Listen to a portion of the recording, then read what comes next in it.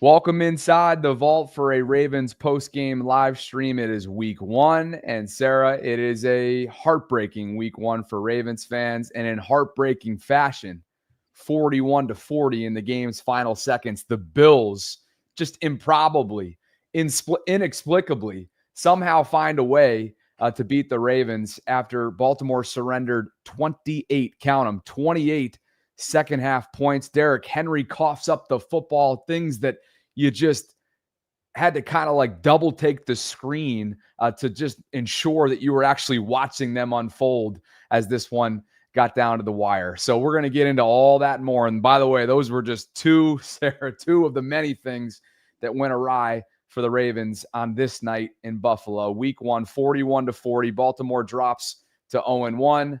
Bills march on to 1-0, and it'll be the Cleveland Browns coming up next week in the Ravens home opener. Welcome inside the vault. I'm Bobby Trossett. This is Sarah Ellison. We will have an homage giveaway tonight. We did some sponsors and some shows with homage last year. If you use the hashtag vault and leave us a comment in the live chat, that'll enter you in, and we will randomly pick a winner at show's end.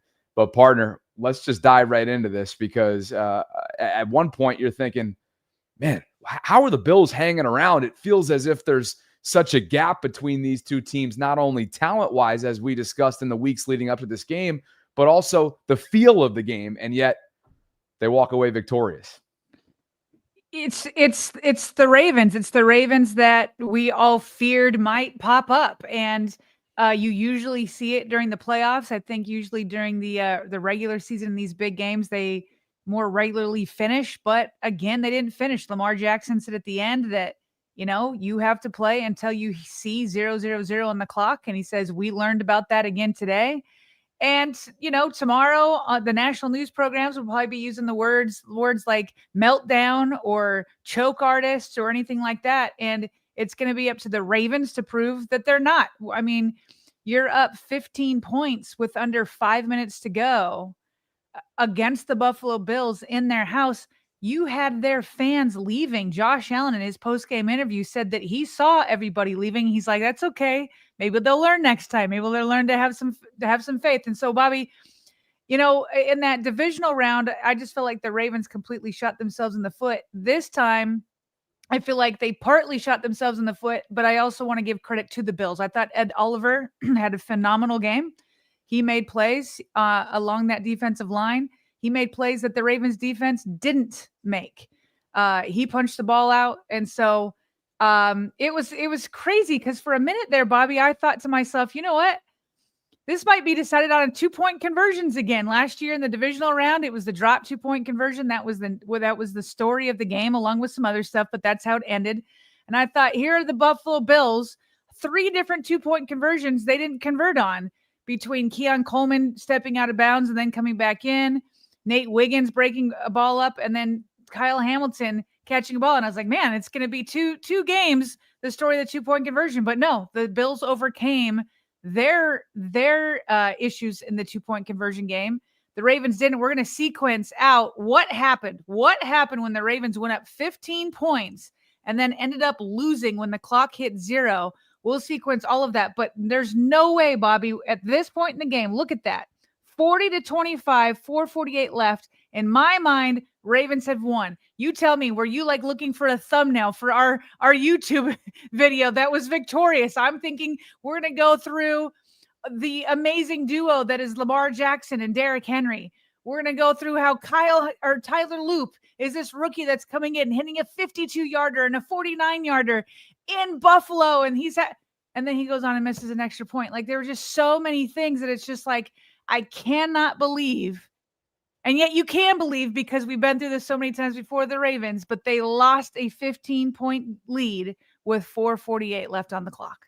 You have the screenshot right there for the audio-only audience. You don't need to be reminded of it. So there's that. There's this statistic as well. Teams with 40-plus points and 235-plus rushing yards in a game coming into the evening, Sarah, were unbeaten at 277 and no losses. That now, on the right-hand side of that win-loss column, can feature a 1, because the Ravens were the first team in this statistic history to be on the losing side of that effort. John Harbaugh's 17 blown double-digit leads in the second half, Sarah, are the most since at least 1991. There's going to be a lot of that talk, of course, because this has been a trend in recent years. But ultimately, partner, I mentioned it right off the top, surrendering 28 second half points, as Kyle Hamilton almost suggested post-game, when your offense puts a 40 burger up. And granted, hey, maybe they're never in that position should Derrick Henry not cough up that football in the fourth quarter, which was shocking. But when your offense puts up that kind of output tonight, you can't be in that position when it's all said and done. This was a wasted performance by what Lamar and company did tonight. Completely wasted, which is why Kyle Hamilton after the game said that when he looked up and he saw the Bills passing yards, Bobby, how about just the overall yards? They almost had 500 yards on this Ravens defense that was supposed to be remade and better. I quoted Ray Lewis when he kind of crashed the NBC pregame show on Sunday Night Football, and they were asking him about the defense. He's like, oh, this defense, these new pieces, you don't even have to coach them. You just have to unleash them. And they gave up nearly 500 yards of offense. And so Kyle Hamilton said he wanted to throw up when he saw that. Yeah. He goes on to say it's not who they are, but they have to prove it. Here's what Kyle said after the game. No. I mean, that was a completely different game. Just the way the game flow went. Brings back memories of us doing this multiple times in the past few years. So I don't want the Ravens to be known as a team that gets up big and then blows the lead. So it's not who we are, and we got to prove that to everybody else, because as of right now, that's what we've been doing in these games. So it's up to us to go back and fix that. And I know we have the people in the room, in the building to do it. It's just a matter of getting it done, honestly. It's the old adage, Bobby, that like you are who your record says you are.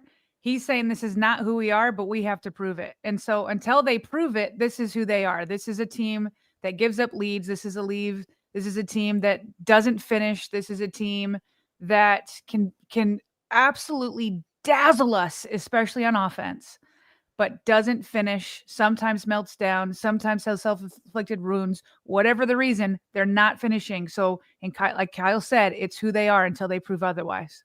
This isn't who Kyle is. This is unfortunately what his defense has proven to be more times than not in the last year or so, not including, of course, weeks 10 and on last year. This is a team that, from a pass rush perspective, Sarah, at times made Josh Allen look like he was just camped out, hanging out, surveying the field when it mattered the most, look winded, looked like there was a lack of conditioning. Sarah, this is a pass rush group that, as we know, over the last couple of years has either led the league in sacks during regular season play or been in that top 2, top 3 category in pressure rate and pass rush win rate and all of those advanced metrics. Sarah, this is a group that finished with 1 sack, 3 quarterback hits on 47 passing attempts. We know what Buffalo does. They want to throw the rock around. And Josh Allen had a lot of time in that second half to do what he does. And granted, some of that is what makes he and Lamar great, right? There was some slithery, unbelievable escapability showcased tonight from Josh Allen that you just tip your cap to. But there was also at times a non-existent pass rush. And that, along with many other aspects of this defensive second half performance, came back to bite them in a game that, as we talked about all week leading up, will absolutely, inevitably have implications on the seeding in this conference moving forward. Massive implications on seeding. It's not over, right? Obviously, there's still 16 games to go. So, if the Ravens go on, whatever, they beat the Browns, they beat the Lions, they beat the Chiefs, then we're feeling a lot better and saying, man, we just shot ourselves in the foot again. So it is a long season, but you're right, it will have big implications on seeding, and the Ravens very well could end up having to play another game up there in Buffalo during the postseason. It wouldn't be crazy to see those two meet up there again. But to your point, I thought both quarterbacks played at an MVP level again. Yeah. Like Josh Allen and Lamar Jackson, I thought were both sensational. And I mean, Lamar Jackson, when he had that 19-yard scramble that felt like a 50-yard scramble, and he's making something out of nothing. And then that sets up Derrick Henry to go and he just like snatched the souls out of the Bills defense. He was clean the entire game. He had no interceptions. He had no fumbles. He just was sensational. And so was Josh Allen. But to your point, when we're analyzing the Ravens defense, where was the pass rush? There were times, yes, that Josh Allen, like you said, slithered out. But there are other times that I was like, does he have time to get like an umbrella, strawed pina colada, take a sip? Yes. And then look around and be like, oh, let me take another sip. And then finally find somebody like Keon Coleman or somebody in the back of the end zone or whatnot. Like there was just, where was the pass rush? I mean, Nnamdi Madubuike, I think, got a sack. I think that you said one sack. That was it. That was it. Okay, so it didn't come until late in the game. Right. It was not fun to just see Josh Allen camping back there. But before we get to all that, or here, go ahead, go through these numbers. Yeah, let's just make sure, just because you referenced it, I wanted to make sure to get this graphic in here, because to your point, these guys lived up to the expectations, obviously, that follow them around as your back-to-back MVPs, respectively, in 23 and then, of course, 24. And so the total stat line for each of these QBs, first for Lamar, 14 of 19 in the passing game, 209 yards, 2 touchdowns. He was sacked twice. One of them was a bad sack in which, you mentioned it, Sarah, Ed Oliver had a couple game-wrecking plays out there tonight and blew up Daniel Fa'alele on one of them that ultimately ended in a big loss for the Ravens. But Lamar finishes with a quarterback rating of 144.4, 6 carries for 70 yards, a light day on the ground. Sarah, you mentioned that long run of, what was it, 19, I think? He did have a touchdown, by the way. He ran, I saw the next gen stat, like advanced metric, had him running like 75 yards. Oh, it was 75. 19 yards, which is just absurd. But again, and then in winning fashion, more importantly, Josh Allen plays it a lot differently. 46 passing attempts, 33 of which were converted completions, 394 yards, 2 touchdowns. He was sacked once. You just mentioned it, by Madubuike late in the game. That's a quarterback rating of 112. And he chipped in 14 carries for 30 yards, but 2 of those were touchdowns. So that's your final stat line. Where were you heading next? Well, I wanted to go through the sequence of the meltdown when they had 15-point lead. And I want to have a chance for all of us to go through it, but real quick, with Lamar Jackson, it's not just his stat line. I felt from beginning to end, Lamar was very composed. I felt like he went out there on purpose to try to stay calm and clean. You know what I mean? He didn't want to repeat what he did in that divisional round with 2 turnovers in the first half, one of them being just a miscommunication. But even to the point after Derrick Henry had fumbled, like Lamar Jackson, we've talked about him being more vocal and being this leader. He went right over to Derrick Henry and gave him a high five to let him know, hey, let it go. And then he tried to pump everybody up on the sidelines. And it was just, I just thought from start to finish, he stayed composed. He was classy, just like he was last time. After a loss, he went straight to Josh Allen and gave him a hug, gave him some love, all that kind of stuff. So just wanted to point that out too while we were talking about these 2 MVPs. Hey, I tell you what too, while we're on the whole statistical category, before you kind of brilliantly, as you've done here on X, bring us through the chronological order of just the pre-catastrophe leading up to the catastrophe. I mean, Derek, of course, all you're going to hear about is the fumble. Just an inexplicable fumble, uncharacteristic. What was it? Only one last year in the Steelers game, I think, was the only fumble that he had in a Ravens uniform, if memory serves. If there was another one, it was only one other, I would think. But I think there was only one last year for Derek. He finishes 18 carries, 169 yards, 2 touchdowns. Sarah, that's an average of 9.4 per carry, a long of 49, one of the classic vintage iconic stiff arms right along the way. He also had a catch for 13 yards. This is a guy that also flirted with history yet again, passing the great Jim Brown, Pro Football Hall of Famer, for 6th most in rushing touchdowns all time. So all that's going to kind of be swept under the rug, deservedly so, because there's more to talk about than history, unfortunately, for Derek's case after this. But it was one of those vintage evenings for Derek, Sarah, until it wasn't. That's the thing, is to me, the story of the first half and then it continued into the second half was this duo of Lamar and Derrick Henry. At halftime, I wrote I think between the two of them, they had combined for 161 yards on the ground plus 2 touchdowns on the ground. And I said at halftime, I was like, these two are unstoppable until they were stopped. And it just is like, it just feels like you said earlier that like this brilliant offensive performance was wasted. And it's almost as if like Derrick Henry also did that to himself, right? Like his brilliant performance on the ground. He was so good. He was breaking through. He posterized Cole Bishop with another stiff arm. Like he had another 49-yard touchdown. Like he was just a monster that couldn't be stopped until he fumbled. And that brings us, Bobby, to kind of the sequence of how kind of everything melted down. And we can kind of we'll take like an overview, and then you can go back and pick out the ones that you want to talk about first. Okay. So the Ravens are up by 15 in the fourth quarter. Derrick Henry had just scored that long touchdown. And then Tyler Loop, who had 2 great field goals, at least 2 but to that point, a 49-yarder and a 52-yarder. Then he misses an extra point. Like he nails the tough ones under the lights, prime time, rookie year, and then he goes and does that. That 1 point makes a difference down the stretch. Okay? Then the Bills get the ball back, and the defense is just still can't stop a cold, can't stop anything. Then they get him in 4th down.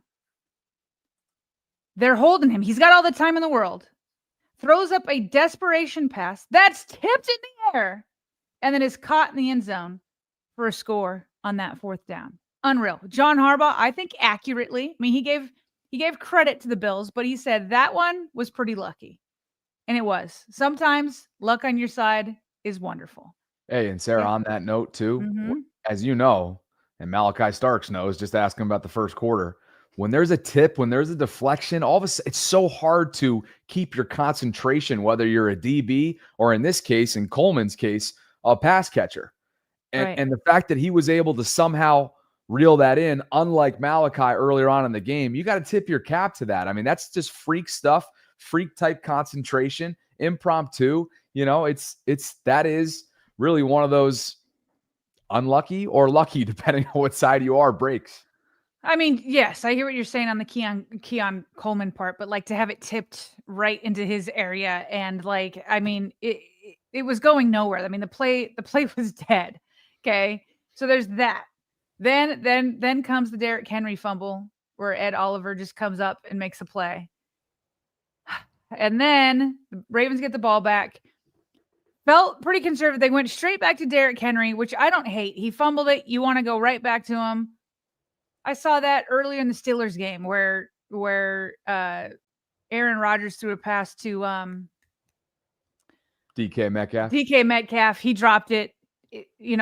Aaron goes right back to him, and then DK starts going off. I think that's a good idea to go right back to one of your stars and try to get him going, but he went nowhere. Then Zay Flowers went nowhere. It felt a little bit conservative. Lamar goes and speaks personally to DeAndre Hopkins. He isn't even calling it from the pocket. Like he runs out there, tells him something, comes back, hits him with 7 yards, and then it's 4th and 3. And it's like, do you go for it? I think a lot of us were saying, based off of the way the Ravens defense was playing, I think the Ravens should have gone for it. However, then I learned when Lamar Jackson went to the podium, he said, I was cramping. So I don't know if that influenced John Harbaugh. John Harbaugh said he considered it, but then decided to punt because if they didn't make it, they're already in field goal range. But Lamar said he was already jogging off. And he said, believe me, if I wasn't cramping, I would have been like, oh, we're going for it. So I don't know. How do you go for it on 4th and 3 if your MVP quarterback is cramping up and is running off the field? You know what I mean? So if he's not cramping, I'm like roasting the Ravens for not going for it. But now I can't if QB1 couldn't go. I don't feel good about anybody else being in there to do that. Okay, then after that, Bills get the ball back. Then they're just running through the Ravens again. They're just like a JV squad at this point, the defense. It's just whatever Josh Allen and the Bills want to do, they're doing it. then you kind of just wish that they would do it, because then Jair Alexander just barely like this shoestring tackle on wide receiver Keon Coleman, which if you just let him in, the Ravens would have had about 40 seconds to try to do something. But instead, because he tackles them, they're able to just run out the clock, kneel it until they bring in Matt Prater, who was just signed this week because their kicker was injured. And then Kyle Hamilton, Bobby, was this close to blocking it. Alas, he does not. Again, they are not able to finish. So those are the sequence of events that led to this meltdown, choke job, whatever you want to call it. And the Ravens lose a 15-point lead with 5 minutes left. Are any of these that you want to go into more in detail? Probably just the one that's garnering the most attention that I think you already highlighted well, so I don't have a ton to add to it. But it's just the Harbaugh decision on 4th and 3. Yeah. I think it's really easy prior to the context that we now have that you referenced of Lamar cramping to point the finger at Harbaugh. What are we doing here? Why are you taking the football away from and out of your MVP's hands with the game on the line in a total pivotal moment with the way your defense is reeling? But Lamar himself said it. He was cramping, or else he would have been doing one of those classic iconic Seattle moments, right? Right. That was caught on film when he was like, let's go for it. And the reality is, I think you asked the hypothetical earlier on a couple minutes ago. How do you do it? Or, knowing that Lamar was cramping, you don't do it. You don't do that if you're John Harbaugh, knowing the situation with Lamar. Why? Why are you your quarterback running off? What are you going to do? King Henry and the Wildcat, everybody knows it's coming. What are you going to bring in Cooper Rush in that moment cold? No, you're going to punt the football. And unfortunately, and anybody that disagrees in the live chat, and of course there's going to be, emotions are running high tonight. What's the alternative in your mind? Seriously, are you going to go Wildcat Derrick Henry when everybody in that stadium, including the 11 Bills defenders, know what's coming? Are you going to go to Cooper Rush? What are you going to do? And so I have a hard time crushing John Harbaugh for that. Yeah. For that. What's funny decision. is before even you got the context of Lamar Jackson, you tweeted like you should have gone for it. I didn't tweet it, but I was thinking the Ravens should have gone for it based off the defense. But I think that if I were the head coach and I saw Lamar running off cramping, I probably would have changed my mind too. Yeah. So, and then I quote tweeted myself after that, and I said, hey, Lamar himself added that he was cramping. So I have a hard time, kind of screaming from the rooftops on that one. But, in a game like this, Sarah, and you just listed off a bunch of them, there are so many small, marginal mistakes, setbacks, decisions that will loom large. And that's just that's life in a 41-40 game, right? You can talk about the extra point missed. You can talk about somehow, some way, the Bills getting off a field goal with 1 second left in the first half to cut that deficit, in right before halftime. You can talk about special teams gaffes. When should we get into that at some point in the stream? Because this is a unit, Sarah, that I thought was being rebuilt and tweaked and fixed this offseason. You let guys walk. You bring people in both through the draft and free agency. And man, oh man, a standard in Baltimore has been anything but standard of excellence in recent seasons. That's got to get better. So we can get into all the specifics of what led to a very underwhelming night. But we have a slew of super chats. I'm sure people want to react to this. Shall we get to some of those before we get out of hand? I think this is a good time. All right, cool. I tell you what, why don't you start with Dreams? I'm going to scroll all the way back because I saw Eric drop a 50 spot. I got it right here. Thank you very much. There we go. And I'll read it for you. Eric got us started tonight. Thank you, Eric, for being here. With a 50 burger. It was a 40 burger, which you would think, Sarah, was enough for a victory tonight, but not quite. Eric with a $50 super chat says, well, I believe there was a lot to learn from today. I guess someone here has to have a positive outlook. Lamar didn't throw any picks, and this will be reversed in the playoffs. Hashtag 6K for LJ. Hashtag I still believe. So some positive infusion there from Eric Hill. Was this the next one, Sarah, that you saw as well? Why don't you take this one from Dreams? Actually, sorry, no, it's this one. I didn't want to skip this one. ATS Travel says one coach trusted their MVP on 4th down. The other didn't. Genuinely sick of this team finding new ways to lose. Total bottle jobs. And of course, we just covered that extensively. The context that's needed on that is that Lamar was cramping. That's what he himself told the media. So, Sarah, are we next? For whatever reason, I'm not populating over here, so just making sure that we're going in order. Is Queon up next? Yep, we got it. All right, this one's for you. Marlo was right. Nobody is scared of the Ravens defense anymore. Regardless of the fumble and the missed extra point, defense lost the game. I mean, obviously the fumble was the major turning point, but the Ravens should have had such a bigger lead. The defense, whatever, we already covered it. I mean, almost 500 yards. This is supposed to be a rebuilt defense, and they were flying around for a while. But it just seemed like the Bills wanted to do whatever they wanted against them. I agree with Dreams. I think that it was a massive, massive problem. 28 second half points surrendered, making it seem like the first 10 weeks showed up from the 2024 season. Thanks, Dreams. Here's another one from him as well, referring to the end of the first half. Longest 2 seconds I've ever seen in my life. Daniel Rodriguez says, New Year, same old Ravens, gutted.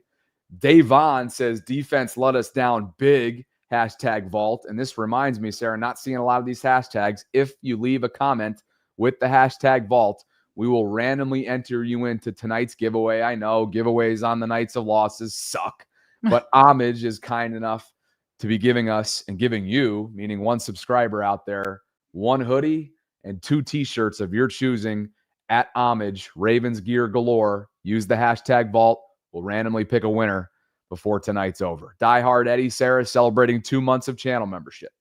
So in the fourth quarter, the defense stayed in zone. No adjustments whatsoever. Am I crazy? You are not crazy, Die Hard Eddie. I should also mention, Sarah, we've got over 4,400 concurrents right now, including over 1,100 in the YouTube space. Needless to say, thank you guys for spending part of your early morning hours with us. If you could like the video, subscribe, hit that notification bell, consider becoming a channel member, gift-giving membership as we officially kickstart this 2025-26 season. William Bell is celebrating a $20 super chat here with an orange banner attached. And he writes, just want to say, even though we lost this, was the best week 1 game by far from an entertainment standpoint. Diehard Ravens fan since 2005. It's week 1. Don't sound the alarms just yet. #Vault, #Flock Nation.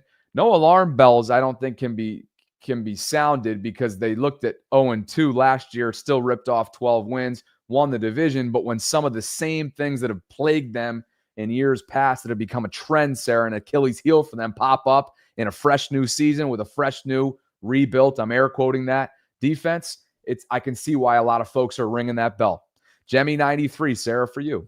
I had a gut feeling that missed extra point would haunt us. There's so many of those moments that you can go back to. Jason is celebrating 1 month of channel membership. By the way, Tyler Loop did convert from over 50 and 49. So there was a lot of positive to love from number 33, but the doink looms large. Thanks, Jason. Celebrating 1 month of channel membership. We only go up from here. #The Vault. D-Rod says even Be More Around Town is over Harbs. Shaking my head. I don't know what that means, but does that mean Brian Snyder is out on Harbs? Let us know, D-Rod. Colin Haney, Sarah, celebrating 3 months of channel membership. This is absolutely disgusting. I believe it was bad situational football and play calling. Not enough play action on offense, and pass rush looked abysmal. Yeah, I do feel like the offense went cold. Like, I feel like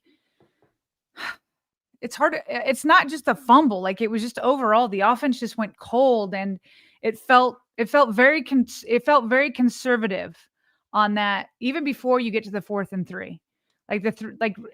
Like where Lamar had to go and talk to D-Hop, those first 2 plays, it just felt way too conservative. And yeah, I didn't love it at all. Agent Zeta says, guys, I am a grown 20-plus-year-old man, and I genuinely want to cry. Why do they always embarrass us like this? Why? Agent, hang in there. It's a long season. Captain Hard says 2 things. 1, Zach Orr might not be that guy, and we're going to need to pay for an actual number 1 pass rusher. This is on a night where they just had 1 sack. That came from Nnamdi Madubuike late in the second half. Die Hard Eddie, Sarah, is back with a super chat. Says defense never had Lamar's back. Ish is ridiculous. No turnovers forced tonight. 1 given up, obviously. 1 by Derrick Henry. We all saw that in the fourth quarter as things really started to shift. A lot of folks here tonight wanting to weigh in on this. Liv B is celebrating 4 months of channel membership. And Liv writes, getting too conservative. We lost our identity. Got to keep the foot in the pedal. Maybe this is what we were just referencing, Sarah. Also, not getting any first team reps in preseason. Not ready. #Vault. They came out of the gates flying, though. That's why the preseason argument's tough to be had. Show me Rose, Sarah. This is Canadian currency, and it's for you. It says, Mr. Conservative strikes again. Harbaugh will never learn to stay aggressive when your defense is clearly terrible all night. Maybe me and coach are watching a different game. Oh, well, they will blame LJ. I don't think they will this time. I'll say this. I will be shocked if tomorrow morning anybody's blaming Lamar. I think they're going to be blaming probably a little bit of Harbaugh and Derrick Henry and the defense. If anybody says that this is Lamar's fault, I might lose it tomorrow. And I got news for you. If it's Lamar's fault, you guys are calling him out for not going in or pushing the envelope on 4th and 3 while cramping. That's what it is, correct? Yeah. What else are we going to do it about? How else are you going to point the finger at Lamar? I'm asking the audience. How are you going to point the finger at Lamar if not for that? What's the explanation? I don't know. I'd like to know. Brian Kelly says, I've seen clinically depressed foster youth commit less self-harm than this team and coaching staff when it matters most. Disgusting. OJ says, bums. To who? I don't know. Maybe the Buffalo fans that went after Lamar. We'll get to that. In just a bit. A lot of people commenting on that. We will have the second half of the show, guys, dedicated to Lamar's response to the Bills fan right in the end zone after the DeAndre Hopkins spectacular catch. We'll get into all of that coming up later in the show. I saw a report, at least one report, that fan that not only hit DeAndre Hopkins in the helmet, but shoved Lamar, got kicked out of the stadium. More on that coming up. Whiplash 4, Sarah, this one's for you. I'll catch the full show in the morning, but here's my thoughts. Defense, non-existence. Offense got too cute. Jet sweeps. Special teams, bad. Refs, inconsistent. I don't think my heart can take another away game in Buffalo. We'll talk some officiating, not a ton to talk about, but we'll talk about that, I'm sure, towards the end. Maggie Liz is celebrating 3 months of channel membership. Thank you, Maggie. Sorry, but we are killing ourselves, she says. No sugarcoating it. We are a choke team. In big games, we choke. We choking all the time. Enough. Kevin says no adjustments once again. Harbaugh making history once again. And Sarah, that brings us to OJ with another super chat. Punting at midfield with a 2-time MVP on 4th and 3. I won't finish that. Obviously, a lot of these have come after we've discussed some of the context related to that Lamar gave us in his post-game press conference. Godlike Creation says when your defense gives up 38 points on a 4th and 2 to seal the game, you go for it. Shaking my head. Same old Ravens. Chef Trez, Sarah, is here. This one's for you. Remember when Matabike pushed back on Marlon's Ravens defense isn't feared comments? My brother in Christ. This loss is what we're talking about.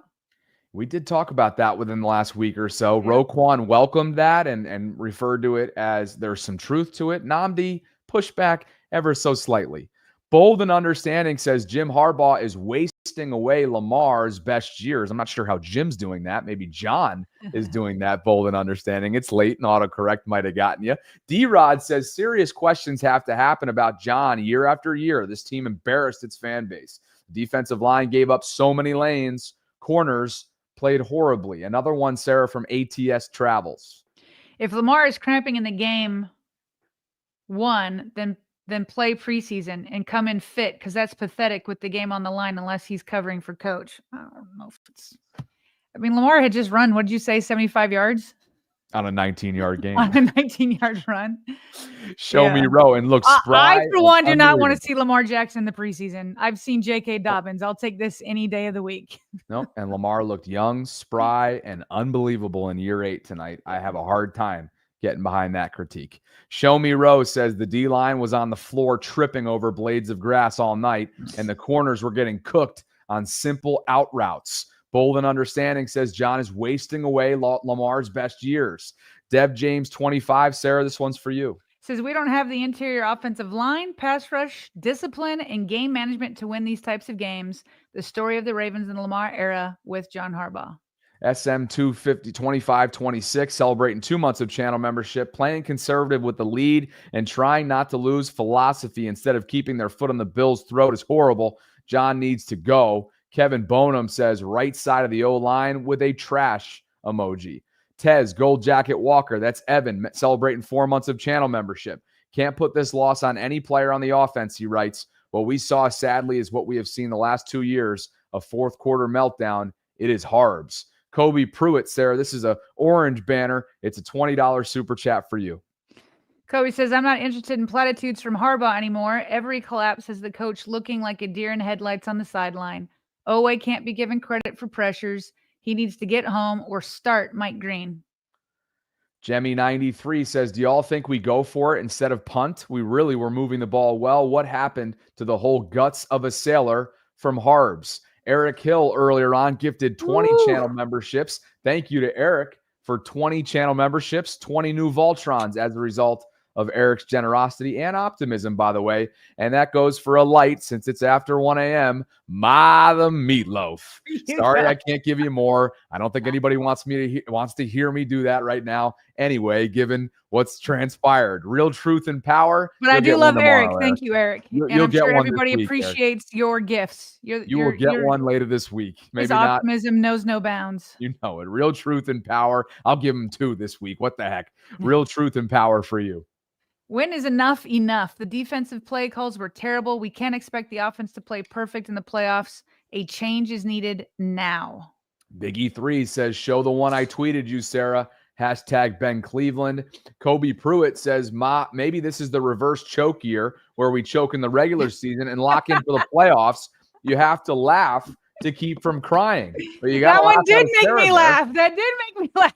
You got to laugh out of Sarah, Kobe. Well done. Rod Wave, Sarah, this one's for you. It says Lamar is wasting his time on this team. Tack says Munkin can't play.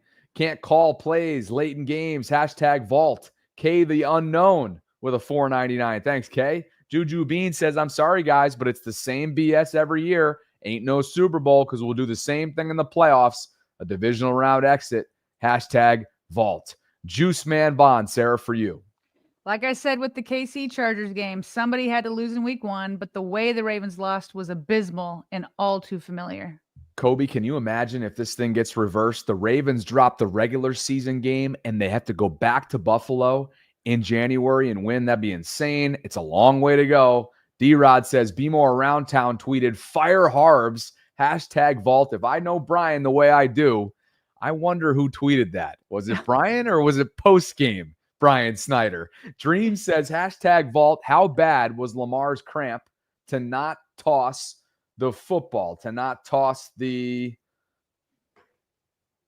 Yeah, what is that? Dreams, let me know because it's late and I can't decipher your emoji. Eric Hill, Sarah, this one's for you.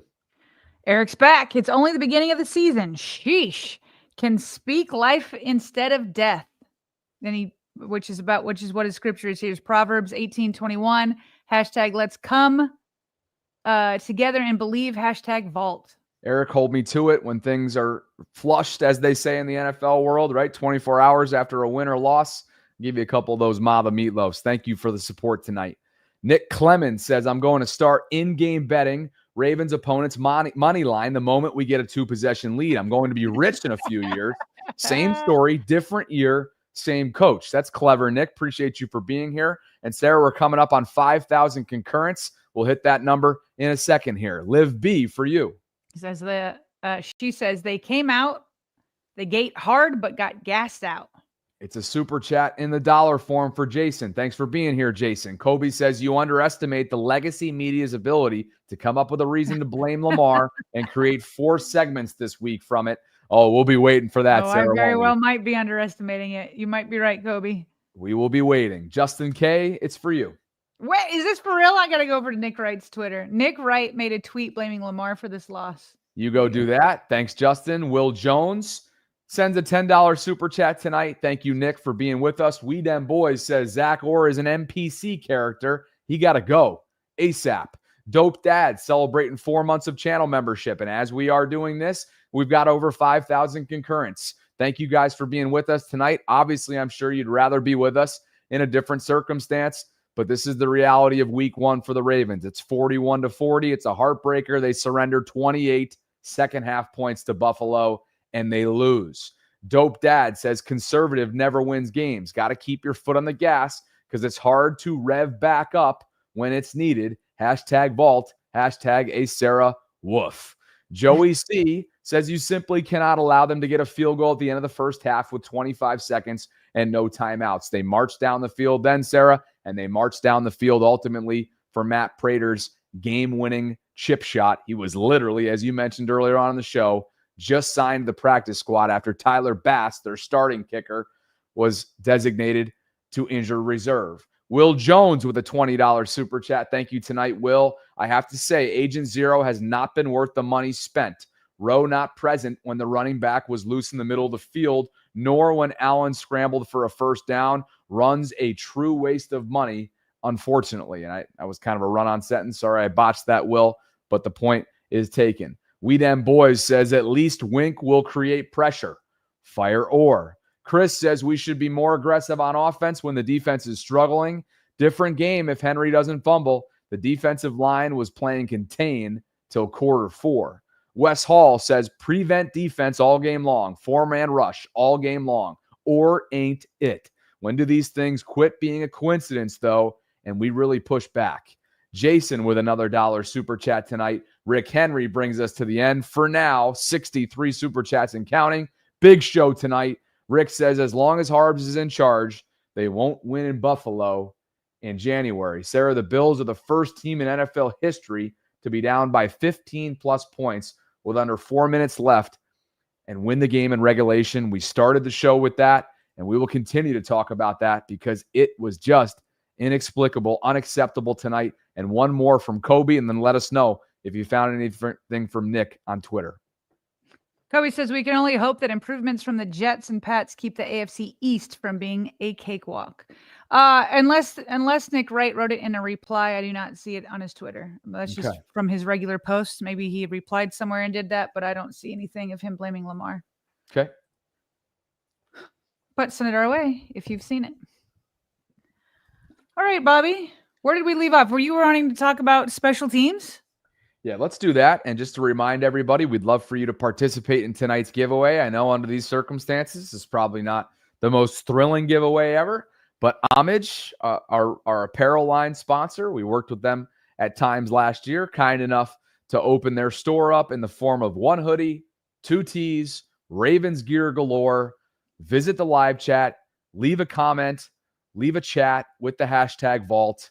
Doesn't even have to be a comment. Use the hashtag vault. That'll randomly enter you in, and we will assign a winner coming up later tonight. Thank you guys for being with us. Over 5,000 concurrents. We will have short form content dropping tomorrow. So if you can't make all this live content, go check out our best of section coming up tomorrow morning for your commute. And as always, this will be available in the audio only space. If you could too, to help out the show's growth, like the video, subscribe, hit that notification bell, so on and so forth. Channel membership always available. thevaultpod.com/shop. I haven't worn this yet. The hoodie, the AC's kicking down here, St. Pete, Sarah, and I love this freaking hoodie. So that and much more, thevaultpod.com/shop. Let's talk about special teams. Sarah, in March, they let Malik Harrison and Chris Board walk.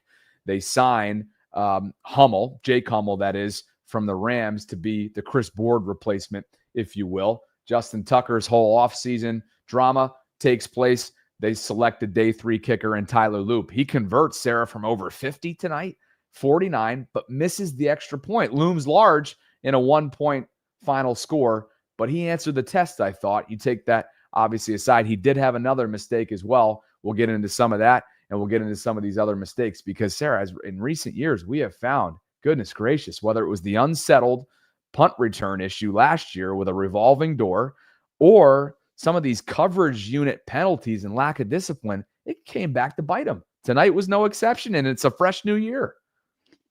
I thought from start to finish, the Bills kickoff return team seemed to just keep getting chunks and chunks of yards. Like really from the very first kickoff, I believe it was Tyler Loop that kind of had to save it and ended up pushing their returner out of bounds. So I felt like that was a problem. That one Trenton Simpson, remember when Trenton Simpson went to go and recover a punt? Yeah. I don't know that he ever touched the white line. I don't know. Maybe he did. I didn't see any view that was like, oh yeah, he for sure hit the white line. But then so there was that. I do feel like the highlight on the coverage teams was undrafted rookie Keon Martin, where he timed up hitting the punt returner right as he got the ball, and he just stayed wrapped up on his legs and brought him down. So, I mean, he just kind of showed you once again. I mean, he took a risk, but it worked out for him for sure. Twice. And he just continued to do what he did in the preseason, which was just always stand out by making plays. That's what he did yet again. And so, but the coverage, the coverage was bad. And the Ravens have some veterans here, right? They have Jake Hummel. They just signed JT Gray, another veteran, a Pro Bowl special teamer. And then they got all these young guys. So it's week 1. They got a lot of new pieces. They added JT last minute, literally just a couple days ago. So I'm willing to have some patience on special teams coverage, but only for so long, because special teams kept setting up short fields for Josh Allen. He didn't need that. Okay. You don't need these short fields for Josh Allen. He's like Lamar. He can take things over. And so as much as you can pin them back, the better. Yeah. I think it really in chronological order, it starts there, right? The beginning of the game, 2 short field situations for Josh. Now, did they take advantage of it? Not necessarily, but that was early on coverage issues, just simple coverage unit. Hopefully things that can be fixed in the film room. And it's just got to get better. You can't give a dynamic offense like that, even without top dynamic wide receivers that are at his disposal, those types of short fields. After that, what I referenced a minute ago, the 2 blemishes for Tyler, obviously the one that's going to be talked about in a game like this is the botched extra point, the doink, if you will.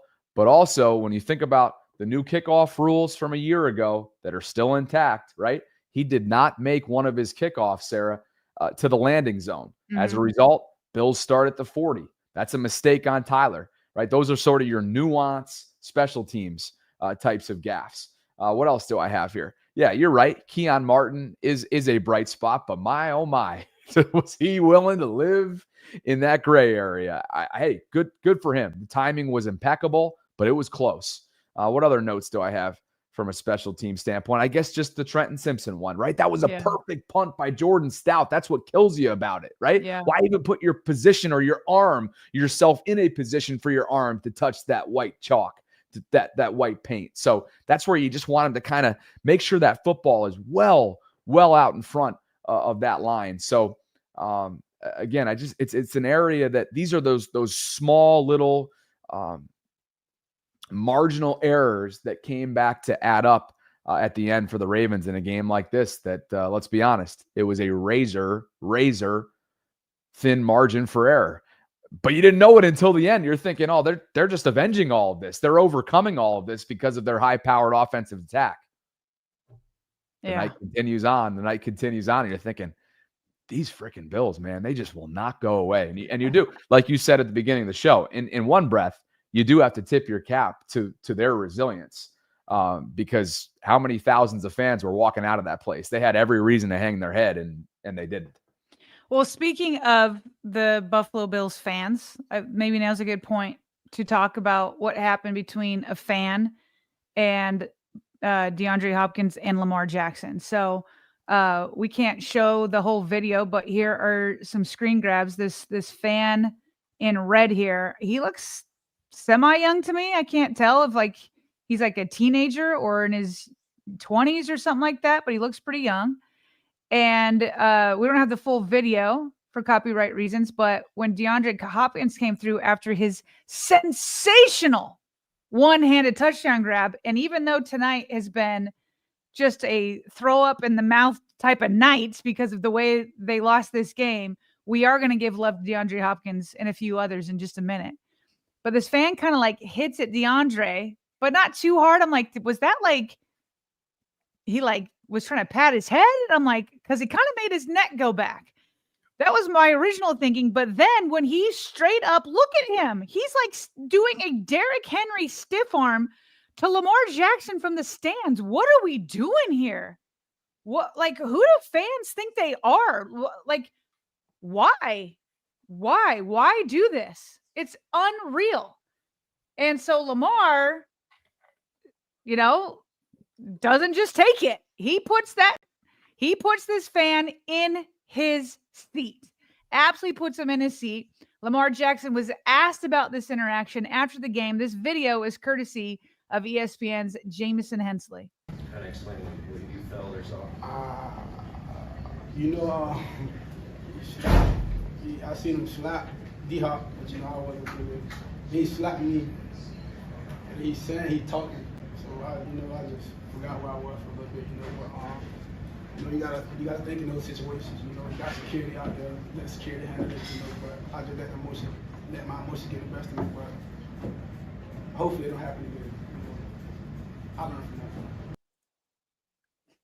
And just for those of you that, just in case, since the audio was a little bit low there, I let my emotions get the best of me, right? Taking the high road there. I'll learn from that. Who knows, Sarah? You never know how the NFL might handle this. Who knows? Maybe he'll get a fine for retaliating, essentially, even though he was not the enforcer here whatsoever. As you've already noted, this is a young fan, right? If you go back and look at the replays, which obviously is really hard in these screenshots for copyright purposes, it's clearly a young kid, right?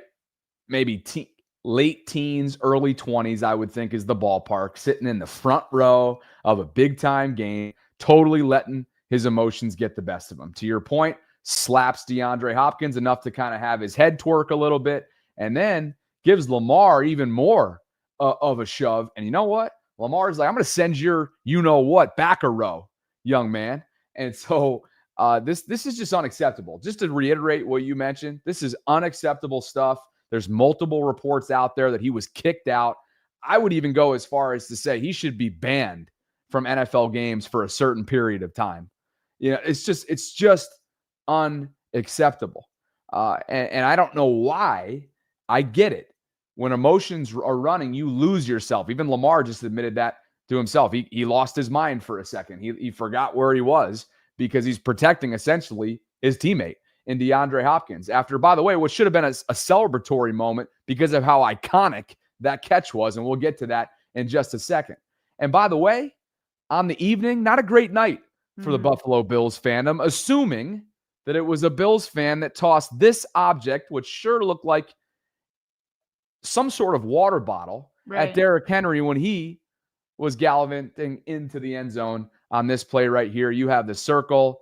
Again, it's hard to see, but clearly when you go back to the replay, also, which we can't play for copyright purposes, it sure looks like that was a water bottle hurled in the direction of Derrick Henry. So this stuff just doesn't have any play, any kind of place in sport, in football. It's a terrible look. Yeah, let's not throw things onto the field, especially water bottles at the opponents. How about we not do that? And how about we not get into shoving matches with players? In fact, why don't you just keep your hands to yourself, unless it's like, when players are jumping into the stands of their own fans and they're like patting him and celebrating with them. But it's unreal. Like it's taking things way too far. And to your point, according to the Baltimore Banner, the fan was kicked out. He was ejected for it. Maybe a ban is in order, or at least a suspension for the season, something like that. They've got the Bills fan code of conduct says any irresponsible conduct will not be tolerated in the stadium, parking lots, or in Highmark Stadium, and in some cases may result in ejection from the game, revocation of season ticket privileges, and or arrest. Season ticket privileges might need to be something. It's insane. And then I appreciate Lamar's response. I appreciate that he says, you know what, I should have just he was taking the high road for sure. He's saying I should have just let security handle it. That's probably the best way to go. At the same time, You know what, though? At the same time, like he many just are, got shoved back into his face. Then his head's shot backwards, and all he's doing is celebrating with his teammate when it comes to that. And Yep. it's just like they're out there playing football, and it's a violent sport. It makes no sense to me that the fan even did that. But I appreciate that Lamar said, you know what, next time I'm going to let security handle it. Yeah. Well, you know what? As many are noting in the live chat right now, since DeAndre was a pro in that moment, and maybe just because he didn't know who the heck was hitting him, it could have been a teammate. I mean, I saw Marlon Humphrey after Kyle Hamilton made one of his classic hit sticks tonight on 4th down. Big play, massive play by number 14. By the way, he was playing through a hand injury. NBC did a great job of covering that. I'm sure we'll have a slide on that in just a bit. Marlon just wound up on it. You never know who, like, how people celebrate. And so for DeAndre not to have reacted at all just because he's in the moment, had Lamar not, after he gets shoved as well. Well, one shove was harder than the other. One was like a kind of a small one. Another one was like straight up in his face. Yeah. And pushing him all the way back. Had Lamar not essentially called attention to this and acted accordingly. Oh, I see what you're saying. This fan may wind up, scot-free. Right. And so, unfortunately, again, the big takeaway in all of this should be a vintage, iconic catch from DeAndre Hopkins and a hookup with Lamar Jackson. Sarah, Christian Benford, talented corner for the Bills, as you can see here in the upper right-hand corner of this graphic, was draped. I'm talking about all-out draped, hip to hip with DeAndre Hopkins, stride for stride, unbelievable coverage by Benford, and an even better play by a future first ballot Hall of Famer. As you can see, the sign after that, as if to say, I'm still here. Granted, it wasn't a huge night bulk-wise for DeAndre. 2 catches for 35 yards, this touchdown right here, and this long of 29. But you know what, Sarah? This is kind of when you go back to what we said all offseason long since this acquisition was made in March. They're not hiring him in. They're not bringing him in for a year to be the big bulk guy. They're bringing him in for stuff like this, for a red zone threat kind of presence, for that veteran pedigree. And this was all that and more. This was just DeAndre Hopkins, turn back the clock, pedigree, excellence, unbelievable play in the moment, and a dime dropped in the bucket by number 8. This is exactly what they brought him in for. We've said it a million times throughout the offseason that it was going to be in the red zone. It was going to be in chain moving possessions. He was going to be a possession receiver. And that's exactly when Lamar went to him. It was like, okay, let me get a, I almost want to call this a 50-50 ball, but is this like a 90-10 ball that he like with the one-handed, like what's the percentage of catching that thing? It's unreal. But then remember, Lamar went out and talked to him right before the 4th and 3. It was 3rd and 10. And then they hit on a 7-yarder. And it's so clear to me that already Lamar is like, I feel good about him in clutch moments. Yeah. And why wouldn't you when he delivers like this? Just absolutely delivering. And this, Bobby, I can't imagine having DeAndre Hopkins on a team when he was like in his prime. This image right here is your quote unquote washed up DeAndre Hopkins. That's what that is right there. Imagine DeAndre. I mean, I don't have to imagine it because we saw it. It was just for another team. But prime DeAndre was doing this left and right. But my goodness, that was a beauty. And you know what? You know what I love the most? And here's what's funny. So the way my family doesn't watch the game with me because I'm at my computer and I'm like typing away and I'm not as fun. But after big plays, I have 2 teenage boys that always run up here. They always run up here and they come up and like the first thing they said is like, well, we're talking about the one-handed catch. And then my youngest, my younger son, who's 14, is like, Mom, did you notice that DeAndre didn't even pump his chest? He didn't like go around and he's like, he just like acted like he had done it a million times before. And I was like, that's right. I was like, because he's him. And my son's like, yeah, he's him. He's done this like a million times. So it's like nothing to him. But I think the person that was happiest was Lamar Jackson before the whole thing with the fan. Lamar was running down there completely elated. And he's like, that's right. That's my wide receiver that I have now. This is what it's all about. Now you guys can see the connection that we've been having. Yeah, and you can tell Gardy or Aiden, whichever, It was Aiden. reacted to that and observed that DeAndre's a pro. You know, he just told reporters a short while ago on that whole incident, not necessarily related to this unbelievable acrobatic catch, but on the incident with the fan, he said, quote, a fan being a fan. Obviously, Buffalo fans are very enthusiastic about their team. That's out of my control, AKA that's taking the high road. That's being smart with your media availability. That's having emotional intelligence after a heartbreaking, decisive outcome, which was horrific in the end, right? And so, and here he is as well talking about his first touchdown catch, which is what we've been discussing these last couple minutes. You forget that this is literally his first touchdown catch as a Raven. It's one that will go down in his highlight reel. Think about it. That'll be playing in Canton one day, what we watched tonight. And he was quoted for saying, "We didn't win. I really don't care too much about that catch, man. I care about winning.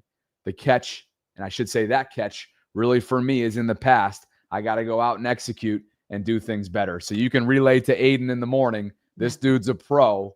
And that's part of why the Ravens brought him in. So one thing I wanted to kind of catch up on was Kyle Hamilton. Remember, he had to leave for a minute for we didn't know why at first. He went into the locker room. He came back out. ABC or NBC, the NBC broadcast kind of explained it when he left, and he did this all within basically one offensive drive. He clearly, I don't know if you guys can see there, he seemed to have like an issue with like his index kind of knuckle area. He's pointing to it right there. And they've got these pads that they tape on him, and then they put the gloves on, and then he taped his index finger to his middle finger. So I don't know what the x-ray said. I don't know if they mentioned it after the game. I didn't hear Harbaugh talk about injuries. I didn't know if I didn't hear Kyle's interview. I think it might have actually, was it at Podium? No, just John and Lamar. And Lamar, at least we're live. So there wasn't much talk about it, but he came back and he seemed to be fine because he intercepted that 2-point conversion attempt. Yeah. But then he better not pitch it out next time after he leaves the end zone, and he pitched it back to Kyle Van Noy. And luckily Kyle Van Noy got out of the end zone and then took a knee, because if he had taken a knee in it, it would have been a safety. So that's probably going to. KVN's body language is like, "Yo, bro, whoa. Yeah. Why are you tossing this to me right now?" Yeah. My mind is that, what I was thinking is like Zach Orr's been showing every day before practice some of the legends, NFL or Ravens legends that have created turnovers. And Ed Reed was all about that. He for sure would have tried to run that back, and he for sure would have pitched it. But Ed Reed could make something out of nothing. Remember when Brian Billick, he's like, "No," remember they had him wired and Ed Reed was going to return an interception. He's like, "No, Ed. Then all of a sudden he keeps going. He's like, "Go, Ed, go." Right. I don't know if like Kyle Hamilton was inspired by that or whatnot, but let's not do that again where we leave the end zone and then pitch back into it. So, but good to know that he seemed to be healthy enough to come back, but I'm sure that they're going to pay close attention to that, and he'll have some trainers looking at that, and he'll need to do some sort of rehab. Yeah, I guess if you're looking for bright spots there, just because we're talking about the injury bug, which is not a bug, and it wasn't, and hopefully it won't be, knock on wood, for the foreseeable future. The two players that I'll be watching, just kind of observation-wise, when we learn of practice reports over the next couple of days, is one, Kyle, obviously, for the reason that we just pointed out, and two is Charlie Kohler. Charlie seemed to have dealt with something tonight. I saw Jeff noting that he had been in and out of the locker room or in and out of the tent. I can't remember which one of the two it was. And so that'll be something to watch. And while we're on the tight end chatter, I mean, Zaire Mitchell-Payton is an undrafted free agent who made the practice squad at tight end. And he was the guy, Sarah, that really you only heard about this summer when he was getting bodied by Mike Green in one-on-ones. I was going to say the same thing. Right? Like the only, and again, we're not there every day. So I'm sure Zaire must have shown something, Sarah, for them to feel comfortable to make him a game day activation. And so he was over Lucas Scott, who was another undrafted rookie, a fullback out of Army West Point. Instead, they go with Zaire Mitchell-Payton. And Sarah, how about the block on Derrick Henry's first touchdown run? I mean, perfectly executed block. He was seeing time early on tonight. And you're thinking to yourself, man, he must have shown something this summer. And with no Isaiah Likely, he got an opportunity to showcase that in what became his NFL debut. So good on him, Zaire Mitchell-Payton. Yeah, absolutely. Good for pointing that out. And speaking of blocks, how about this one from Ronnie Stanley? When for a big guy at left tackle can move because he helped Zay Flowers go untouched into the end zone on a wide receiver screen. And I think Linderbaum is number 64. He got out there too. And it just made it so easy for Zay to get in the end zone. So good on Ronnie Stanley there. I'm trying to think of some other small notes that we had here that we haven't covered yet because we've been only talking about the meltdown, which has really gotten in the way of looking at the other bright spots. This one, however, is not a bright spot. Bobby, we've been very nervous about Daniel Fa'alele, and early in the game, he gave us reason to continue to be a bit nervous. And so when Lamar Jackson took was it a 15-yard loss on a sack? Fa'alele just went for a ride again. This happens too often for him. And this is the name of the game for Daniel, it's like he'll be fine for a while and then just like inconsistency creeps in. And like, is this Ed Oliver again? I think it was Ed Oliver. Yeah. Ed Oliver just took him for a ride and he's just too high up. Poor technique again. And you just see they're first locked up. Ed drives him back, and then before you know it, he has to release or he's going to get called for a holding. And then there's Lamar. He's backtracking and ends up with the sack. And this is exactly what we have not wanted to see. And again, luckily, Lamar wasn't injured, but we've been nervous this whole time that he's going to be driven back in Lamar's foot, leg, knee, whatever, and something worse than this could happen. And so it's just so tough because there was one run where I think it was actually Derrick Henry's first touchdown run where Daniel Fa'alele was a key block that opened a wide open hole for Derrick Henry. And it's like, so you see the potential, but you have to get rid of plays like this where your quarterback ends up on the ground. Yeah.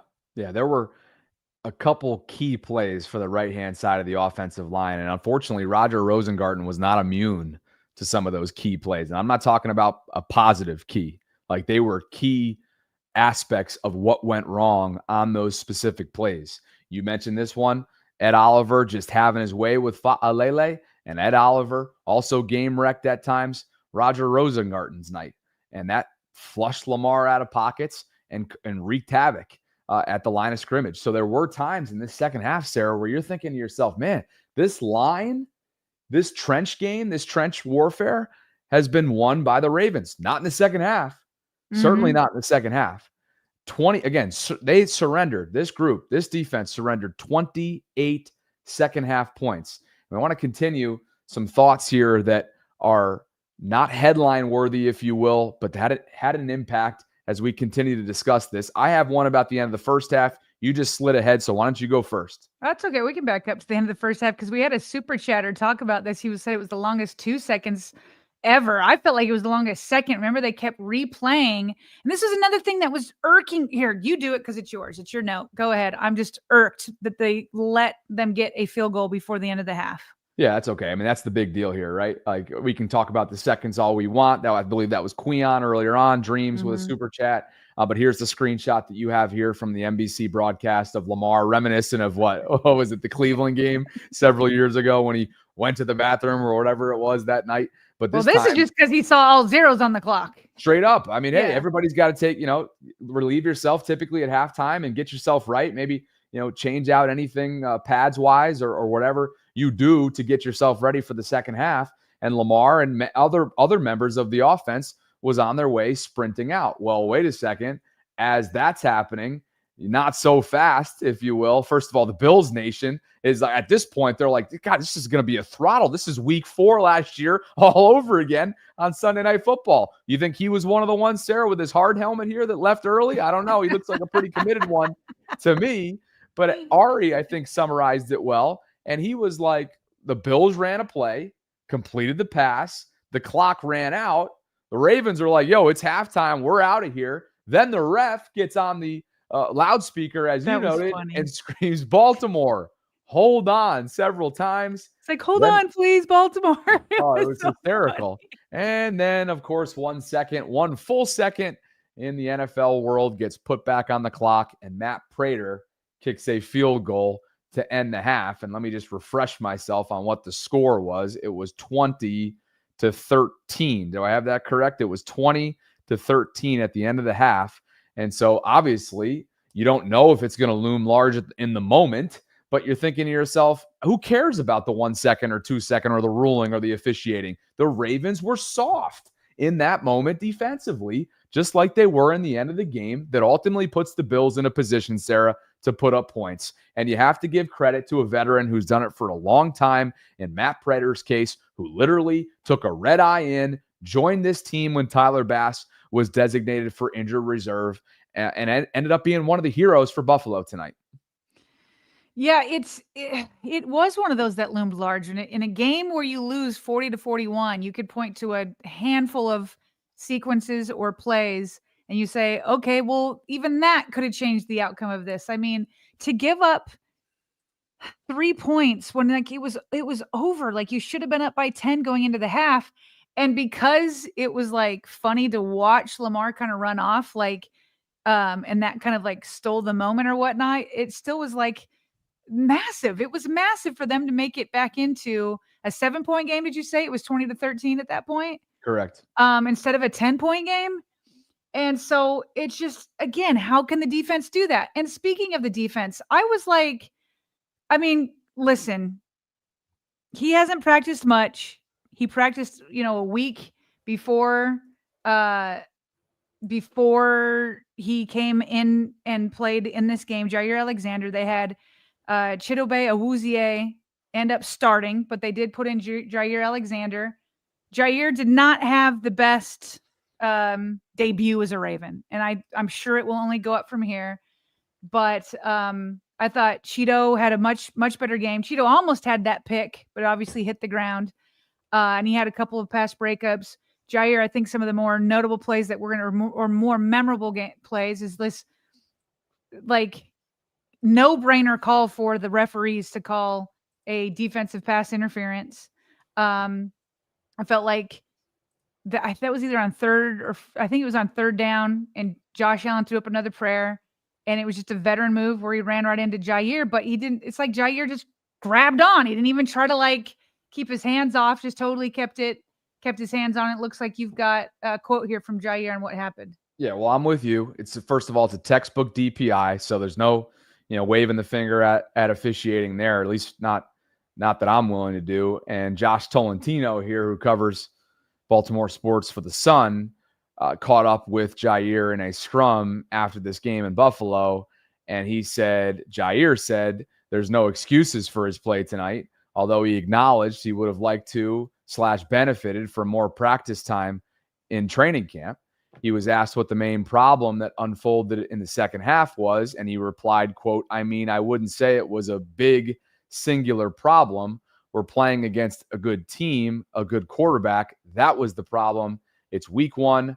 We've just got to learn from it. So a little bit of accountability there. Also a little bit of like, if I was available more, which dates, I would think maybe, Sarah, that has to do with the way that he's been managed. Not that he's calling it out. I'm sure it's just has to do. John Harbaugh made it clear in the last few weeks, right? It's almost like you got to protect the player from himself in a sense. Yeah. And the guy's chomping at the bit. I'm pretty sure he even used that. Like he's chomping at the bit, or maybe that was for Isaiah. Point is, both of these players are working their butts off to get back, to get healthy, to rehab. And ultimately, this is a player that had his knee drained just over a month ago, the start of training camp, and is less than a year removed, and well less than a year removed from a complicated, serious PCL tear and the procedure that followed it. So they want to be careful with him. I'm sure it was frustrating for him from a ramp-up perspective, but it was a forgettable debut tonight, and I think that's a fair way of sort of labeling this.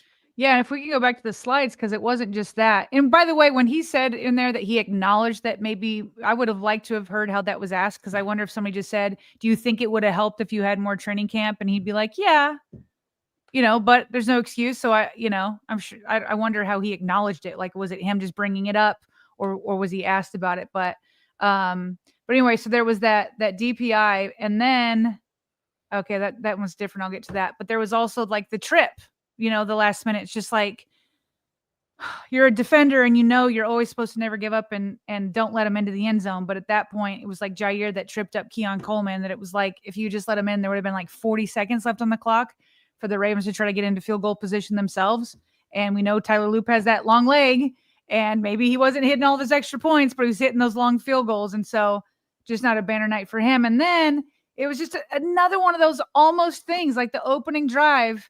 Malachi Starks had his hands. It was in his arms, a pick that would have stopped them from scoring that opening drive. And it was right there, but it bounced right out again. Not the easiest thing in the world, but man, what could have been, what would have been. It would have like sensational rookie moment that would have been, because didn't Malachi Starks say that, wasn't he asked like, who would you like to pick off? Did he say Josh Allen? Maybe he said Burrow. I'll have to go back and look. But what a rookie debut that would have been if Malachi Starks on his first drive in the regular season of the NFL that he picks off Josh Allen. Could have been such a sensational story. And again, could have made a difference in a 1-point game.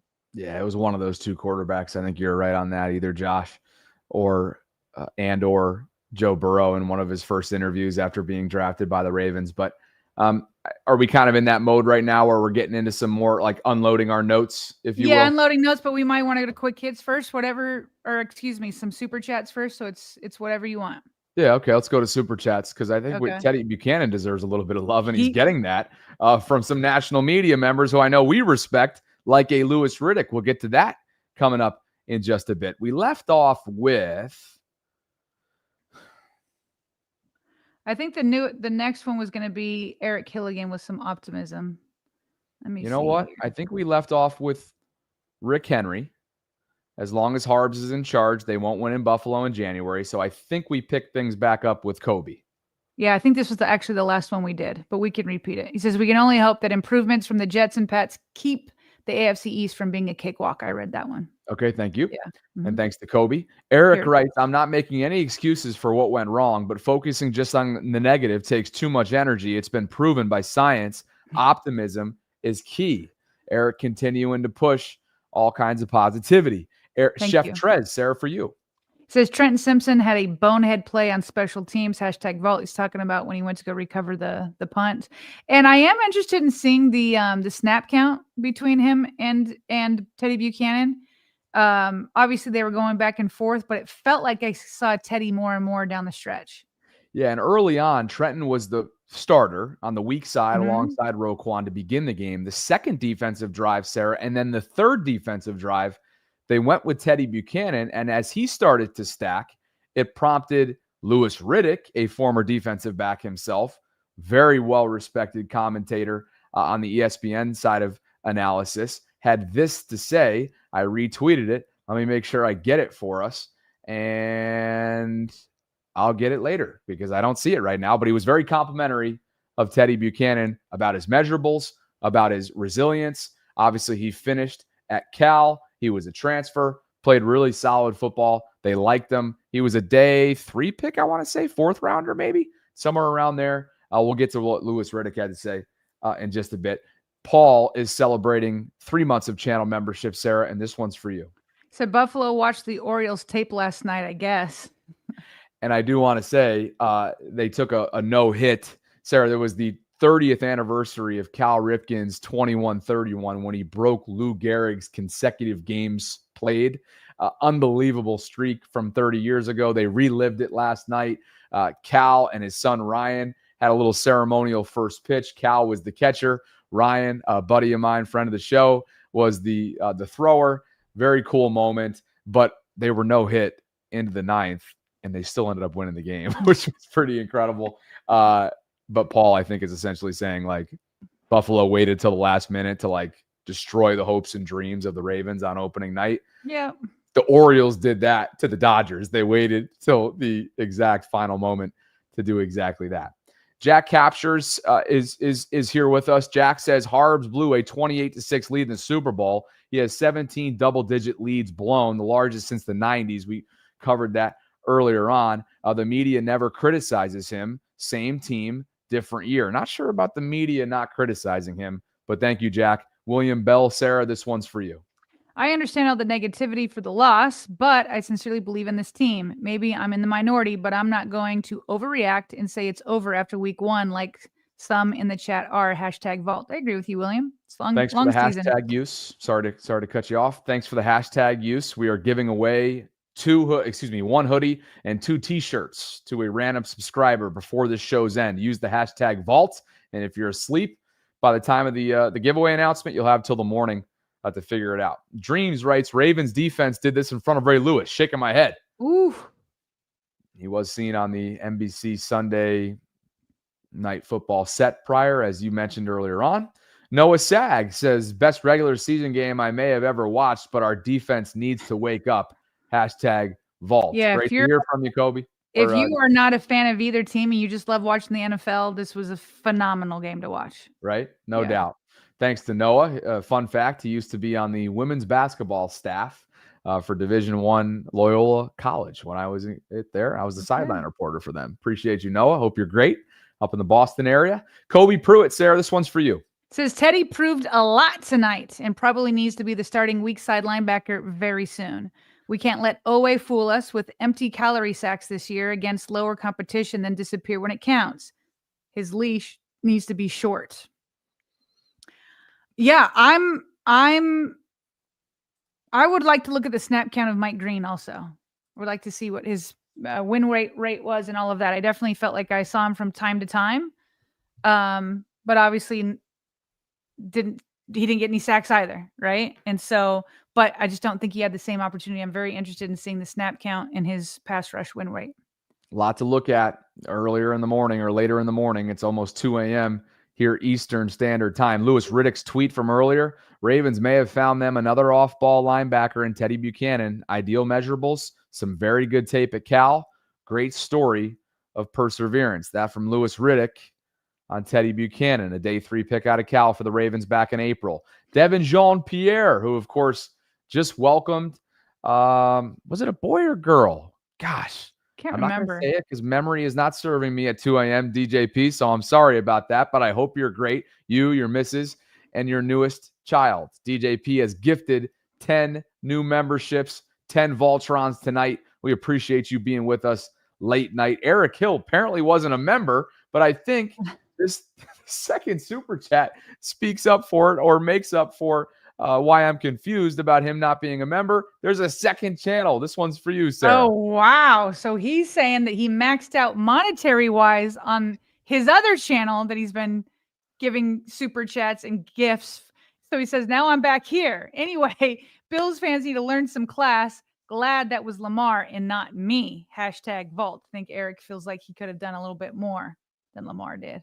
Eric, you are something else for switching over to your second channel. YouTube literally maxed you out. That is hysterical. David writes, pass rushing guard needs to be addressed. Fa'alele needs to be benched. How do you get moved at 6'8", 370? Kobe Pruitt says, we missed Likely tonight, who is known for being clutch and could have kept the chains moving with Mark disappearing again when we needed consistency. Sarah, Did you know Mark who they end up could with use? just one catch? It was a quiet night for Mark in what was supposed to be, quote unquote, supposed to be a revenge night. 1 catch for 5 yards in the first half on 1 target for 89. And you know who they could have used to really keep that chains moving in the second half? It was number 42, Pat Ricard. You certainly missed him when it mattered the most. And you wonder how much, if at all, Todd Monken's confidence was wavering from a play call selection without his bruiser out there in front of his line and in front of his playmakers. Eric Hill has also gifted an additional channel membership with channel number 2, if you will. He's also gifted on top of the super chat, on top of the channel membership, and on top of everything else, including a 50 spot, Sarah, to begin the night, 5 additional channel memberships. And that brings us to Will. He's back for more. Oh, he's asking William Bell, saying, what about the no-call horse collar hold on Bateman? We actually do have a slide on that Bobby's bringing up. Yeah, that was weird. Like, that seemed like such an obvious call. Bobby, what's the name of this defender? The Christian Benford. Benford, like, this is a still grab. This wasn't one of those screen grabs where, like, I just happened to catch it at the right time where his hand looks like it's a horse collar. Like, he was riding him for several, like, steps. They were, like, running together, and he had his hand back there the entire time. And it's so bizarre to me that they missed that. It seems so obvious. Yep. This was one of those ones, right? That kind of like seems as egregious and as obvious as Jair Alexander's DPI was called, Sarah, earlier on in the evening. But I think you could probably, I'm sure there were a couple from a Buffalo perspective that are looking at the Ravens that maybe got away with one. I know Kyle Hamilton probably had one pass breakup that I thought was kind of like bang, bang, could have gone either way. But this one was pretty obvious. That's like even the replay guys were like, nah, it's too bang, bang. They you did. know what I mean? You're right. They did. But I thought just given where it wasn't on the level of this. No, you know certainly what I mean? not. Certainly not. But looking at it, in the past and what's been called in this league with how inconsistent they are, that's one that comes to mind. Eric agrees with Will. He says, I'm with you. Show Me Rose says, a Harb's reply to record-breaking leads blown stats. Well, you got to be leading to blow it. We must be doing something right. Show Me Row dragging John Harbaugh to be on the wrong side of history with that blown lead statistic that we shared at the top of the show. God King says all these Pro Bowlers and the secondary is trash. There are 5 former first-round picks, Sarah, in that secondary on this defense. Earl, this one's for you. Says it's no question about your show preparation. You're thorough. Let's be honest. The game exploited something not good with this team. Not thorough. It's coach, coordinator, players, no adjustments. Thanks, Earl, for the kind words. True Son says, can we talk about John Horrible giving up big leads? We have talked about it. We certainly will continue to talk about it, Sarah, if it continues to rear its ugly head. We are fully caught up on Super Chats. Just in case you felt like we glossed over history, Derrick Henry surpassed Jim Brown, the great Pro Football Hall of Fame running back Jim Brown, in terms of rushing touchdowns all time in NFL history. At the time of this, it was 107. He's now at 108. He finished with 2 on the night, so he's 2 from tying the great Walter Payton. He is 13 away from Adrian Peterson, so on and so forth. Emmitt Smith leads the way, Sarah, with 164. It was an unbelievable night from the King until it wasn't. Again, the coughed fumble hurts him, and he did take accountability, by the way, saying that this game is on him. Beat reporter shared that thought from his scrum postgame. I was just about to look that up because it wouldn't shock me that Derrick Henry put the game on himself. Yeah, he did. He did. He says, I told my teammates after the game to put the loss on me. I own it like a man. Yep. Oof. Well, he was playing like a man, man. First half, 9 carries, 123 yards, a touchdown. Still, the numbers even afterwards, they still had no answer for the guy, and yet they walk away with a loss. 18 carries, 169 yards. Sarah, he averaged 9.4 per tote, 2 touchdowns, a long of 49. The yards after contact were through the roof, and yet see, Bobby, this is why making plays in big moments matter. Bobby, I said to you coming into this game that I thought the Ravens were going to win. I thought they were going to win convincingly. And while the defense was letting almost everything through, the Ravens were 5 minutes away from winning convincingly. Where it's like, okay, yeah, that was dumb that they gave up the 3 points before the half. And, they have things to clean up, but this offense is like unstoppable. And it's the offense that should be because they've got so much continuity there. And so they were so close to doing that. And this is why big plays matter. You have to make plays. It's like the Bills erased the Ravens having control for the vast majority of the game by making plays in the biggest moments, forcing a fumble, finding Keon Coleman, finding a way to reel in the touchdown catch after it'd been tipped, whereas, Malachi Starks doesn't, or, Cheeto almost having an interception, but just doesn't quite do it. And it's just like, all these little things, you're in control for so long, but the best teams make the bigger plays in the biggest moments, and they don't quit. They don't give up. They don't clam up, they believe, and then they make the plays. And that's what spoiled it all. It's like the Ravens were in control the vast majority of the game, but the Bills came up with the biggest plays and the biggest moments. Yeah. Yet again. Yep. There's not much else more to add on that. Just in case we sold them short and didn't talk about this enough, but the pass breakup from Nate Wiggins, Sarah, on what would have been a game-tying 2-point conversion with 1:58 to go, as you noted here on X. Maybe we mentioned this just in passing, but I just feel like Nate deserves a little bit more love before we get on out of here, solely based on the size disadvantage that he was up in this matchup. This is Keon Coleman. This is a big body wide receiver. And we know Nate's figure. We know Nate's frame. He's a slender player. And for him to hang in tough here, and maybe this is one of those ones, Sarah, that Buffalo's like talking about in their post-game side of things, given some of the handsy. It was both ways. There were hands, certainly, and they were tied up with one another. And I think Nate may have actually even gotten away with just the slightest bit of a jersey pull. But I just think this is yet another reminder of how nasty number 2 is out there, how unafraid he is, and how locked down he is on the outside. And we'll see what happens moving forward. You got a lot of Cheeto on one side today, opposite Wiggins, and Marlon inside. And by the way, I did have a note in here. We failed to mention it during injuries. I think we failed to mention it earlier on, that at one point Marlon walked off the field with his arm around an athletic trainer. So maybe add him to the list with Kyle and Charlie of just guys to look out for in the coming days. Just in terms of getting ready for week 2 and the home opener and whatnot. But I just thought that Nate deserves credit because this is a player that plays a lot bigger than what he is. Yeah, absolutely. That was a great play. I thought this could be another moment where it's like, okay, Nate Wiggins makes the game sealing play of the day.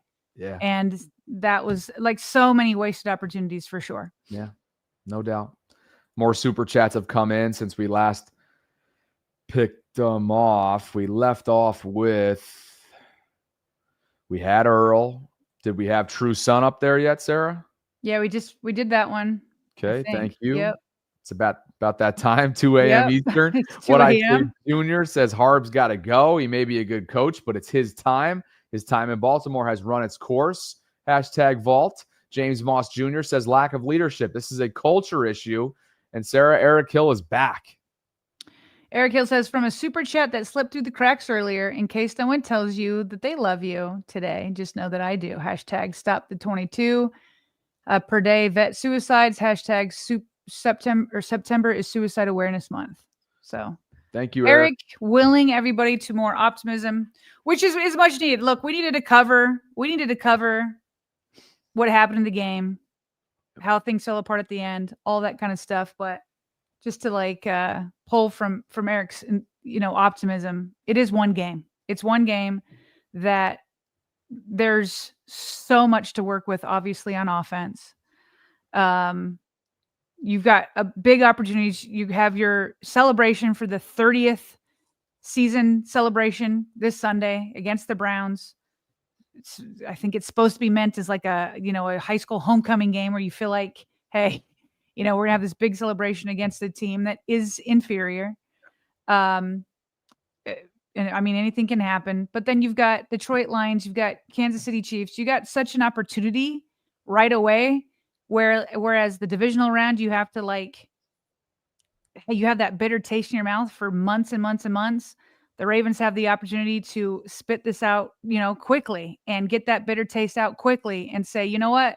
It starts with our 30th season anniversary, and then it's the Lions, and then it's the Chiefs. And if you can go on a 3-game run, then it's like it erases all the panic. You know what I mean?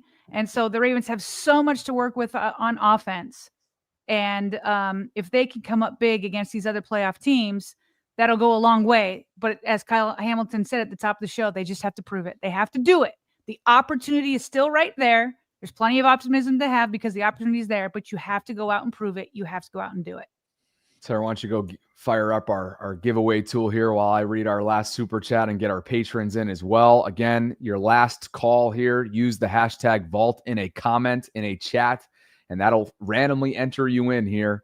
And we're about to give away a bunch of merch through Homage, and you're going to have the chance to pick a hoodie of your choice and 2 t-shirts as well. That's coming up in a second. Again, last bit here. There's over how many entries can you see there right there? Let's see. There are 62 entries. All right, so get them in, guys. We'll refresh that screen in just a second. Will writes, this was the first live I was able to catch and be a part of. You guys are doing great things with this channel. Glad to be a part of it. Hashtag Vault, hashtag Ravens. Will, we're happy to have you. Thank you for being with us tonight. It is 2:03 in the morning Eastern on Monday, September 8th. Let's get our patrons in here before we randomly pick a winner, and that's Steven Fear the Turtle and Jason Zarotniak. Thank you both for believing in what we're building.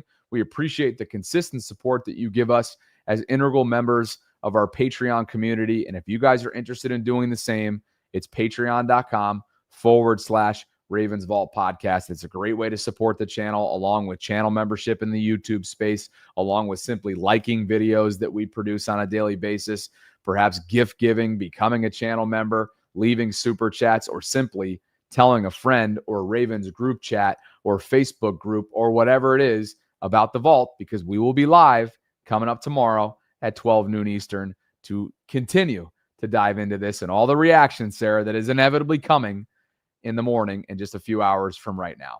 Let's randomly pick a winner. It's homage. It is apparel galore, Ravens apparel galore, and we're thrilled to be back with them.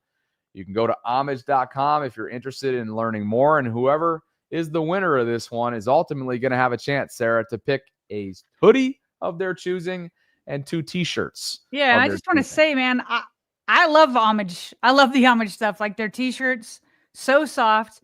On Friday, I changed into that Ray Lewis and Ed Reed shirt, and I got a lot of questions about where I got that. I got it from Homage. I think there's some if you don't win tonight, they've got new starter jackets that I think are on the way to us. They're absolutely phenomenal, and lots of good stuff to choose from. So much Ravens gear. So there you go. You got it up on your screen.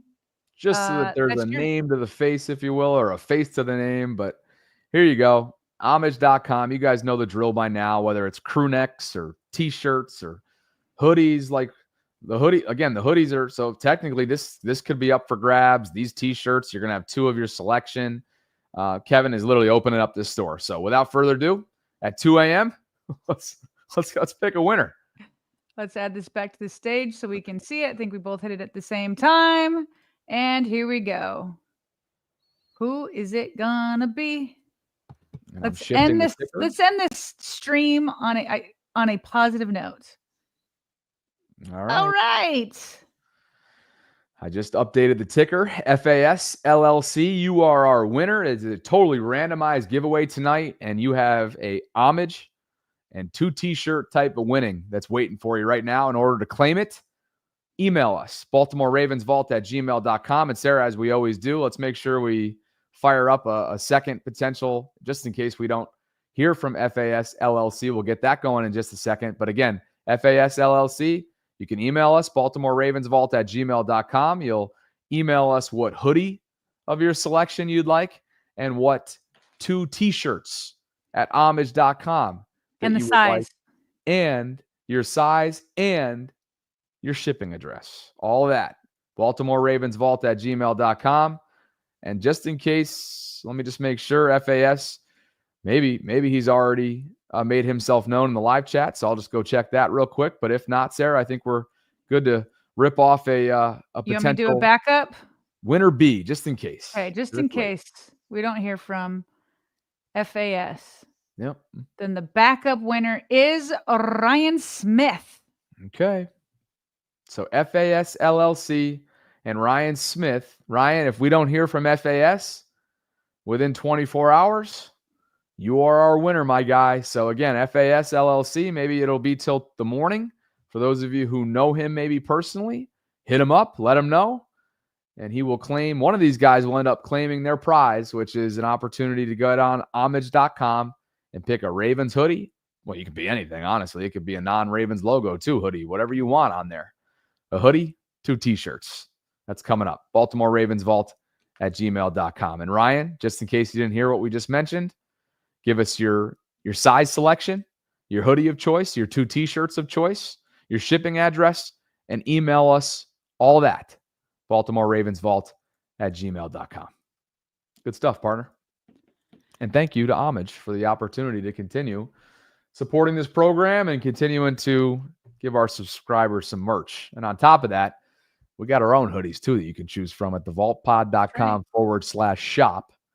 That is wide open for the taking. And Sarah, I saw that Holly Keefe was one of many, including Monica Reinsfelder, I believe, who showed up to, I'm not sure if Monica was there, but I know Holly was there. And she's let us know in the Discord server, showed up to the bank tonight for what they were doing, watch party wise in Baltimore with some Vault gear on, which is pretty cool. So, you know what else is pretty cool? That at 2 a.m., we had nearly 6,000 concurrent live listeners. Unbelievable. I love Ravens fans. I love the Voltrons. They're all with us at 2 a.m. But we should wrap up because I'm sure people got to go to work tomorrow. And Bobby, I have to be in the dentist chair by 8 a.m. There's no sleeping in here. No, and you don't want to know why too? Because before noon, I'm going live on the personal channel. You and I got a noon show. We're excited about it. We're excited that Holly, as I mentioned here, showed up to the bank with her Vault gear. So thank you so much to Holly. Thanks to you so much to all of you for participating tonight. You're right, Sarah. That number was well north of 6K at one point. What an unbelievable performance. Obviously not the outcome that you guys are looking for on week 1, but we will be back coming up next week and coming up later today, really, because it's the 8th with a 12 noon Ravens lunch hour live stream. So thanks to Homage.